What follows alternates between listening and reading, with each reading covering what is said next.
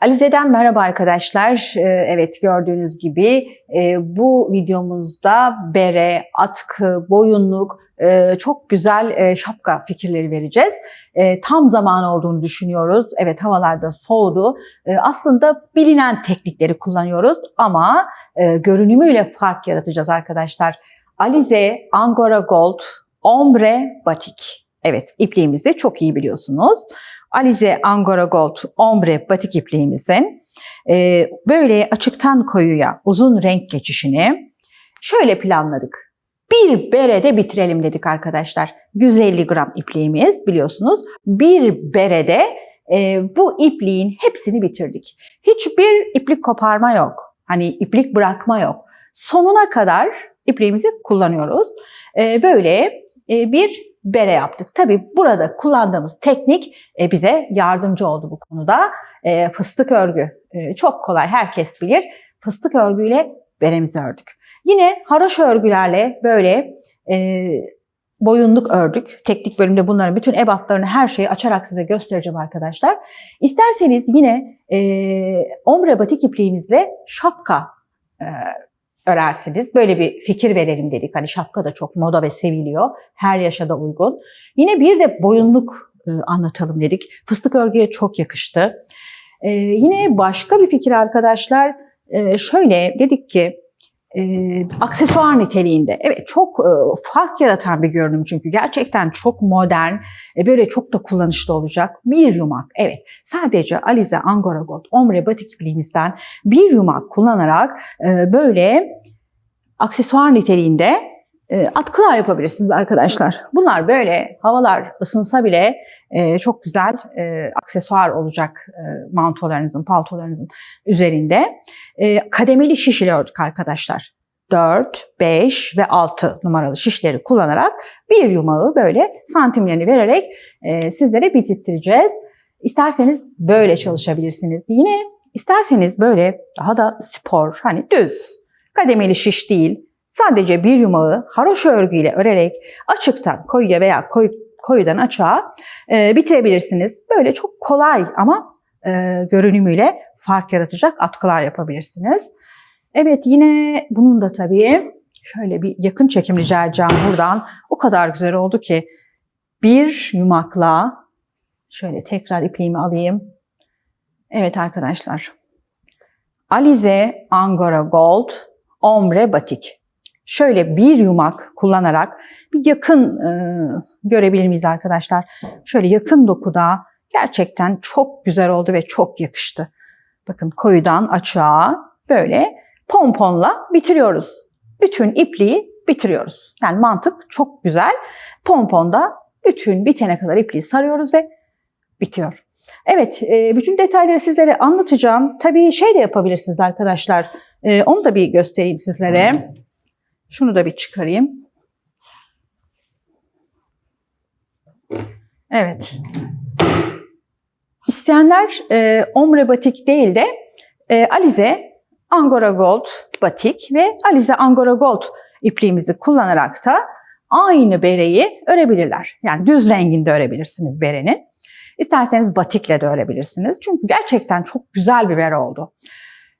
Bunların sayılarını hep sizlere göstereceğim, anlatacağım teknik bölümde arkadaşlar. Yine böyle düz renklerle atkısını örüp ipliğimizi 2 kat yaparak haroşa ördük. Sonra saçak taktık. Saçak takmayı da göstereceğim. Çok sordunuz. Tabii biz çok basit diye düşünüyoruz. Saçak takma kolay diyoruz ama bilmeyenler oluyor. Bu teknikte sizlere teknik bölümde atkının saçaklarını takmayı da göstereceğim arkadaşlar. Evet, hemen geçiyorum teknik bölüme ve çalışmalarımızı sizlerle paylaşıyorum arkadaşlar. Şimdi burada boyunluğumuzu örebilmek için 185 ilmek başladık. Yanda dikiş var. Sonra dikişi dikersiniz arkadaşlar. Misina ile örmek isterseniz bütün örersiniz. Dikişsiz olur. Yumağımızın dışından başladık veya içinden başlayabilirsiniz. Hiç fark etmez. İplik bitene kadar örüyoruz. Bir yumak iplik bitene kadar örüyoruz. Bakın bu şekilde. Sonra bunu şöyle katlayarak, şu hareketle katlayarak bunu takabilirsiniz. Böyle açıktan koyuya bir görünüm olacak. Beremiz için yine bir yumak kullandık. Alttan başladık. Bu beremiz dökümlü bere arkadaşlar. Şöyle burada 42 tane fıstık başladık. Şöyle ikili, hemen ikili çekerek fıstık zincir yaptık. Fıstıktan 42 tane. Sonra burada 3 sıra ördükten sonra 4 tane fıstıkta bir çift battık aynı yere. 4 fıstıkta bir çift battık. Bir sıra, sadece bir sıra. Üzerini böyle ördük. 12 sıra. İpliğimiz şöyle 12 sırayı ördükten sonra bunları göstereceğim kapatmayı. İpliği sonunda komple bitene kadar pomponda kullandık. Şimdi bu dökümlü bir bere şöyle biraz daha bol. Evet, bu böyle arkadaşlar. Evet, şablonumuz bu şekilde arkadaşlar. Buradan ilmek sayılarını, ölçüleri, yükseklikleri hepsini ekran görüntüsü alarak yapabilirsiniz. Evet arkadaşlar, atkımız için 50 ilmek başlıyoruz. İsterseniz ipliğimizin açık yerinden, isterseniz koyu yerinden bir yumak kullanıyoruz. İpliğimiz bitene kadar 50 ilmeği haroşa örgüyle böyle örüyoruz ve atkımızı bitiriyoruz. Çok kolay, haroşa örgüyle bunu örüyoruz. Sadece bir yumak kullanıyoruz arkadaşlar. Alize, Angora Gold, ombre batik ipliğimizden. Bu da beremiz. Yine Alize Angora Gold, ombre batik ipliğimizden bir yumak kullanıyoruz. Koyu bölümden başladık. 42 tane böyle ikili fıstık yapıyoruz, fıstık zincir. Sonra üzerine 42 tane başlayarak örüyoruz. Göstereceğim burada kapanmaları. İpliğimizin en son kalan bölümünü de pompon yaparak bitiriyoruz. Şöyle de şablonunu göstereyim sizlere. Bir yumak atkıda, bir yumak da berede kullandık arkadaşlar. Evet arkadaşlar, bir yumak şapkamızda kullandık. Alize Angora Gold ombre batik. Bir yumak boyunluğumuzda kullandık. İplik bitene kadar örüyoruz boyunluğumuzu. Sayıları vereceğim şimdi şablondan. Burada da yine iplik bitene kadar buradan başlıyoruz. Koyu bölüme doğru örüyoruz. Tepeden başlıyoruz. Evet, şimdi şablonunu göstereyim. Şablonumuz arkadaşlar, şapkamızın şablonu, fıstık sayıları, sıra sayıları. Evet. Evet arkadaşlar, bu kademeli şiş ile ördüğümüz atkımızı da, boyun şalını da Alize Angora Gold ombre batik ipliğimizden bir yumak kullanarak örüyoruz. 6 numara ile başlıyoruz. 25 santim örüyoruz. Sonra 25 santim 5 numara ile örüyoruz. Geliyoruz. 25 santim 5 numara ile örüyoruz. Tabii düz örgüyü göstermeyeceğim artık. Düz örgü öreceksiniz arkadaşlar. Düz örgü ilmek sayısını söyleyeceğim. Sonra 4 numaraya geçiyoruz. 4 numara ile 50 santim örüyoruz. Tam ortası olduğu için 25'i bu tarafa, 25'i bu tarafa. 50 santim örüyoruz 4 ile. Sonra 5 numaralı şişimizle 25 santim örüyoruz. 6 numaralı şişimizle 25 santim örüyoruz ve bitiriyoruz. Şöyle de şablonunu göstereyim. 80 ilmek başlıyoruz. Yani şurası 80 ilmek 6 numara ile başlıyoruz.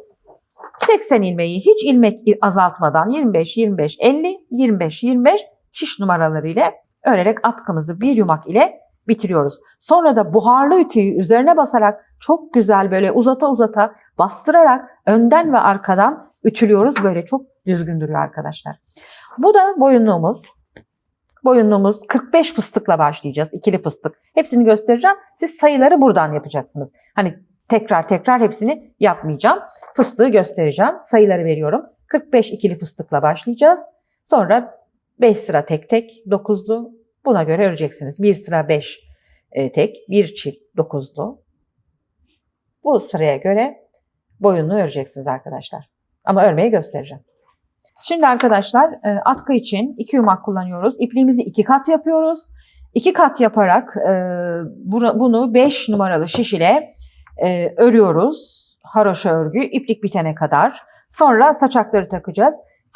Alize Angora Gold batik ipliğimizden 2 yumak kullanıyoruz. Saçakları takıyoruz. Kalanı da bereye örüyoruz arkadaşlar. Bu bereyi de spor bere bu. Kahverengi ve bu spor bere. Sadece yeşil dökümlü bere. Yani burada arttırma yok. Bunlar böyle verdiğimiz sayı ile örülecek. Şimdi şöyle şablonu da göstereyim arkadaşlar. Buralar 10'ar santimli bir saçak takacağız. Bunu da gösteririm en son bir tane saçak takarak. Evet, bereyi örmeye başlayalım şimdi. Evet arkadaşlar, şimdi ipliğimizin koyu renk bölümüyle siz başlayacaksınız. Ben normal gelen rengiyle başlıyorum. Şurası fıstık zinciri arkadaşlar. Fıstık zinciri nasıl yapıyoruz? Şimdi arkadaşlar ipliğimizi alıyoruz. Şöyle bir zincir çekiyoruz. 42 tane böyle kısa kısa şey yapacağız. Yani neredeyse böyle birer santimlik falan ikili fıstık zincir yapacağız. Çektim, ipliğimi doladım. 1, tığımın başına doladım. 2. Bunu böyle kapatıyorum. Evet, şöyle uzatıyorum arkadaşlar. Yine ipliğimi doladım. Boşluğa battım. 1, 2. Kapatıyorum. Bir zincir çekiyorum. Uzatıyorum. 1, 2. Böyle 42 tane zincir yapıyorsun. Evet arkadaşlar, tabii aynı uzunlukta çekemeyebilirsiniz. Kısa kalır, başınızın çevresini tam dolanmaz. Siz bunu 42 değil, 43, 44, 45 yapabilirsiniz. Yani başınıza ölçmelisiniz arkadaşlar. Böyle 42 tane fıstık yaparak şu alt bölümü başlıyoruz. Evet arkadaşlar, 42 tane böyle fıstık zincirimizi yaptık. Şöyle bir yuvarlak yapıyoruz. Tabii buna bakın arkadaşlar, başınıza dar olmamalı. Şöyle kaydırarak geçirdim, yuvarlak yaptım. Esnemeli, çok sıkı olmamalı. Hani olmazsa, sıkı gelirse biraz daha uzun uzun çekerek 42 yaparsınız. Veya 43-44 yaparsınız. Evet, şimdi halkamızı yuvarlak bağladık. Şöyle şu fıstığın üzerine kayıyorum. Fıstığın tam içindeyim. Bir zincir çektim. İpliğimi uzattım. Fıstığın tam ortasına, şöyle arasına giriyorum. 1, 2, 3, 4, 5, 6, 7, 8, 9. 9 tane fıstığı şöyle çektim ve kapattım. Kapattıktan sonra bir zincir çekiyorum gevşek bir şekilde. Tığımın başına doladım. Geldim ikinci fıstığımın arasına. Böyle tam araya girin arkadaşlar. Evet. Şuraya batıyorum ve ipliğimi uzatıyorum.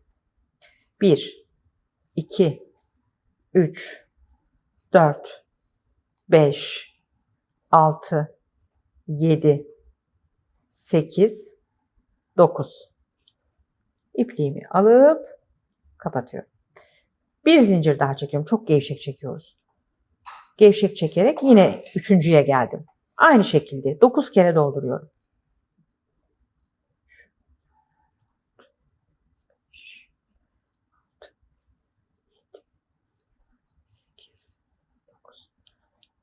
Evet.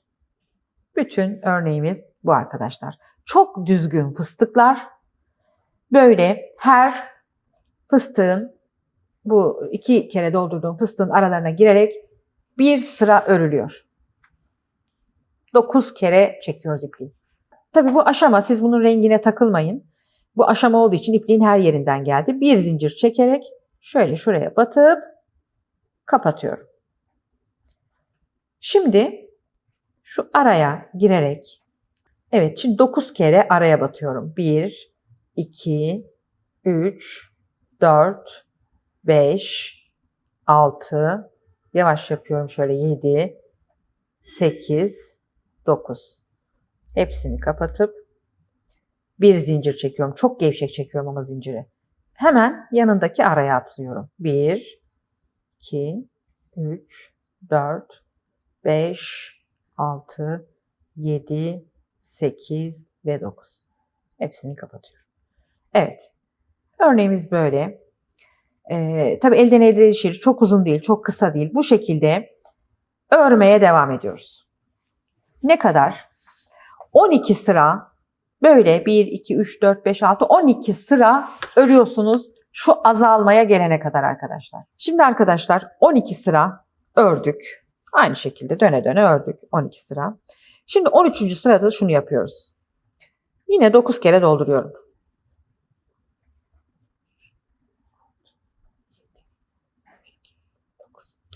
Evet, 9 tane doldurdum, kapattım. Burada tığımın başına bir zincir çektim, dolayıp tığımın başına doladım. 2 tane atlıyorum. Artık yavaş yavaş çünkü bu kapatmaya geçiyoruz.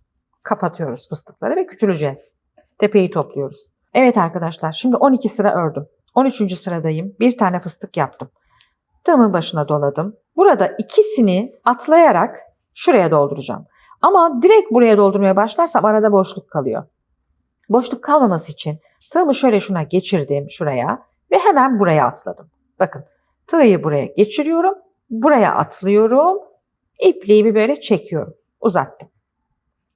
1, 2, 3, 4, 5, 6, 7, 8 ve 9. Hepsini birlikte aldım. Şimdi ne yapmış olduk? 2 tane arada atlamış olduk. Ama şöyle biraz yaklaştırarak. 2 tane atladım. Şimdi 5 tane örüyorum. Bu 1. Bir zincir çektim. İkinciyi örüyorum. 1, 2, 3, 5, 9. Şimdi tek tek devam ediyorum arkadaşlar. Aralara tek tek 5 tane öreceğim. Atladıktan sonra 5 tane atladım. 1, 2. Şimdi ben 5 tane örüyorum. 2, 3. Şimdi ne yaptık? Şöyle baştan başladık. 2 taneye atladık. Aradan atladık. 5 tane tek yaptım. 1, 2, 3, 4, 5. Şimdi yine tığımın başına doluyorum. 2 tane yine atlayacağım. Çünkü böyle böyle kasacağız yavaş yavaş. Tığımı buraya geçirdim ve şöyle yapıp hatta şuraya da bir zincir çekip daha güzel olur. Uzatırsanız oynamaz. Şimdi 2 taneden sonraki araya batıyorum. 2 tane burada atladım. 5 tek ördüm. 2 burada atladım. Bu şekilde arkadaşlar. Evet arkadaşlar, şimdi 5 tek bir çift. İkisini birlikte, yani şurada 2 tane atlıyoruz. 5 tek ikisini birlikte atlıyoruz.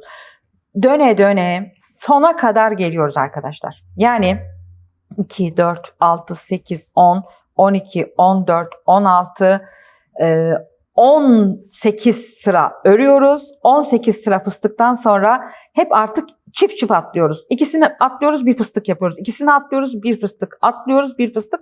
Böyle toparlıyoruz en sonda. En sonda aralara yine birer tane böyle girerek hepsini birlikte bir zincir çekip bağlayıp toparlıyoruz. Buraya da bir pompon yapıyoruz arkadaşlar. Evet, son kalan ipliğimizin hepsini kullanıyoruz pomponda. Hani renk geçişini bozmamak için arkadaşlar. Evet arkadaşlar, şimdi bunu yaparken de 45 tane ikili fıstık yapıyoruz. Biraz önce berede gösterdiğim gibi 45 tane ikili fıstıkla zincir yapıyoruz. Sonra 5 sıra tek tek örüyoruz. Aralara tek tek batarak böyle 1, 2, 3, 4, 5. Burada 6. sırada 5 tane tek. 1, 2, 3, 4, 5 tek, bir çift. Aynı yere 2 kere batıyoruz fıstık. Fıstık örmeyi gösterdim. Aynı yere bir bunu yapıyoruz. 2 tane batıyoruz. Sonra yine 4 sıra tek tek örüyoruz. 1, 2, 3, 4 tek tek tek. Burada yine bir sıra 5 tek bir çift. 1, 2, 3, 4, 5 yine çift. 1, 2, 3, 4, 5 yine çift. Böyle sıraları tamamlıyoruz. Bakın şuradan da söylüyorum. Sonra 3 sıra tek tek. Sonra 1 sıra 5 tek bir çift. Sonra 2 sıra 1 tek bir çift. 1 sıra tek tek. 1 sıra 5 tek bir çift. 2 sıra tek tek yaparak bunu bitiriyoruz. Evet, sayılarımızı da verdik. Yani bunu bizim her sırayı örmemiz mümkün değil. Fıstığı gösterdim. Aynı yere batmayı, kasmayı gösterdim. Aynı yere tığı aynı yere batarak bir fıstık daha yapıyoruz. Evet, bu şekilde iplik bitene kadar da boyunluğumuzu örüyoruz arkadaşlar.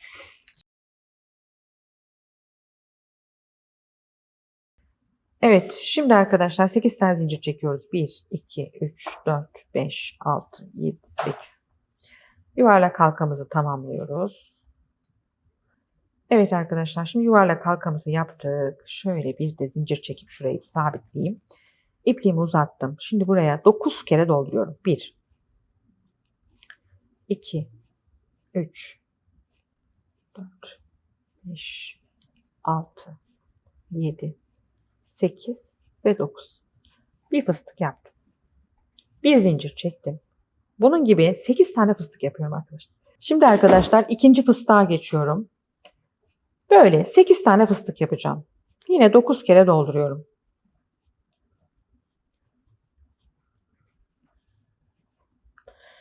Kapatıyorum. Yine zincirimi çekiyorum. 3. fıstığımı dolduruyorum. Böyle.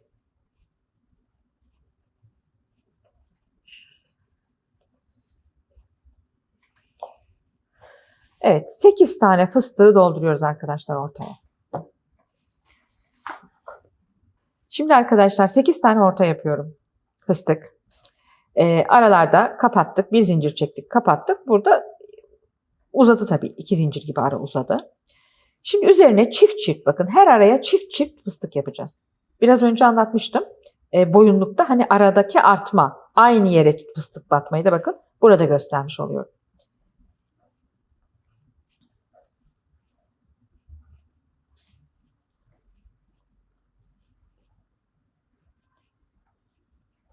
Evet, kapattım fıstığımı. Bir zincir çektim. Yine aynı yere batarak, bakın aynı yere batarak arttırmalar yapıyoruz ikinci sırada.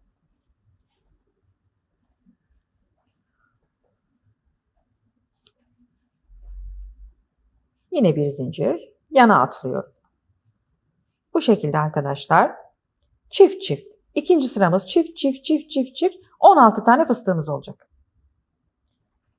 Evet arkadaşlar, şimdi çift çift aralara battık. 16 tane fıstığımız oldu. Bir zincir çekerek şöyle kapattık sıramızı. Şimdi buraya ipliğimi uzatıyorum. Bir tane, yine 9 tane doldurarak fıstık yapıyorum. Evet, şimdi arkadaşlar bir tane yaptım. Bir zincir çekiyorum. Şimdi buraya çift yapıyoruz. Tek çift, tek çift. 3. sırayı dolduracağız. Çift yapmayı gösterdim az önce. Aynı şekilde çift yapıyorum.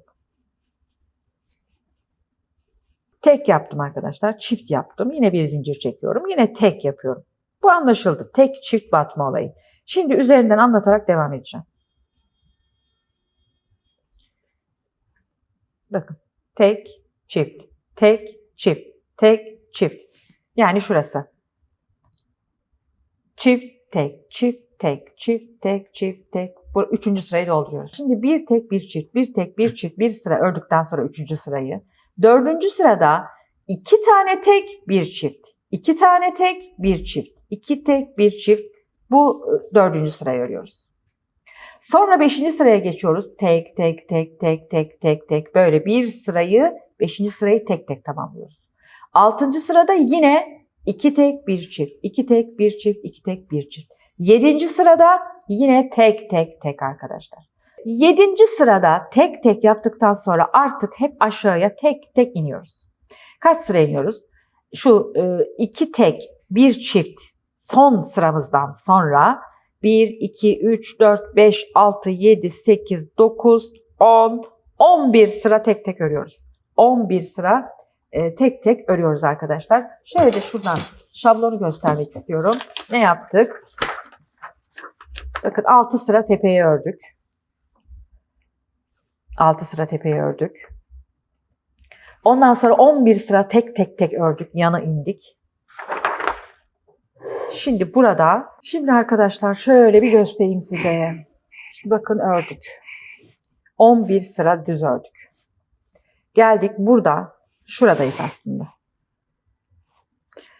Burada bir çift, bir tek. Bir çift, bir tek, bir çift, bir tek, tek çift, tek çift, bir sıra tek çift öreceğiz.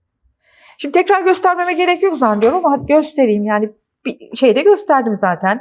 Bir tek, bir çift örmeyi. O yüzden üzerinden anlattım şapkanın. Hep aynı şey çünkü.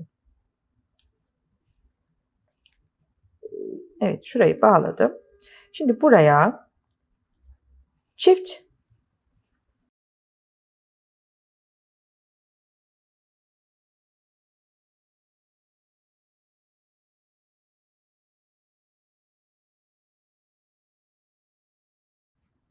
evet, çift yaptık. Şimdi buraya yanına tek yapıyoruz.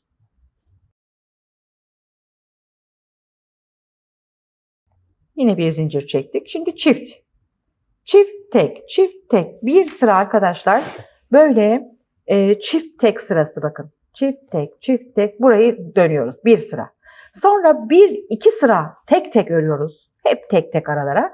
Sonra çift, 5 tane tek, çift, 5 tane tek, çift. En son sırayı da tek tek yapıyoruz. Sonra geliyoruz bu tel olayına. Şimdi hemen şöyle göstereyim. Evet, burada en son sırada arkadaşlar şunu yapıyoruz. Bu fıstık bittikten sonra bir sıra sık iğne yapıyoruz. Şimdi sık iğneyi göstereceğim zaten. Bir sıra yaptıktan sonra böyle ipliğimizi çift kat yapıyoruz. En son sırada bir tel. Bu çamaşır tellerinden olur. Buraya böyle yerleştiriyoruz. İki ucunu bantlıyoruz. Sonra böyle ikisini birlikte alıyoruz. Batırıyorum. Bu teli kenarında kapatıyoruz. İsteyenler koymayabilir tabii. Öyle serbest bırakabilir. Geri sık iğne yapabilir en dışına. Böyle kapatıyoruz. Evet, zannediyorum anlaşıldı arkadaşlar. Kenarını da gösterdik. Bu şekilde şapkamızı örüyoruz. Şimdi arkadaşlar saçak takmayı göstereyim. Hani biz saçak takmayı biliniyor gibi kabul ediyoruz ama hiç yapmayanlar, belki gençler, hiç saçak takmamış olanlar sordular nasıl takacağız diye. Şimdi arkadaşlar şöyle yapıyoruz. 10 santimi ölçüyoruz veya sayarsınız. Şöyle ipliğimi bunu kitaba sararak veya küçük ajandalara sararak böyle 1, 2, 3 kat olacak. Bir 20 santim, 25 santim uzunluğunda böyle geçiriyorsunuz. Sonra şunu alıyorum, içinden çekerek böyle fazla hani ilmeği uzatmayın, ipliği itin. Böyle saçaklarınızı takıyorsunuz. Evet, bu da anlaşıldı zannediyorum. Başka da anlatacak bir şey kalmadı diye düşünüyorum. Peki, keyifli örgüler diliyoruz. Hoşça kalın arkadaşlar.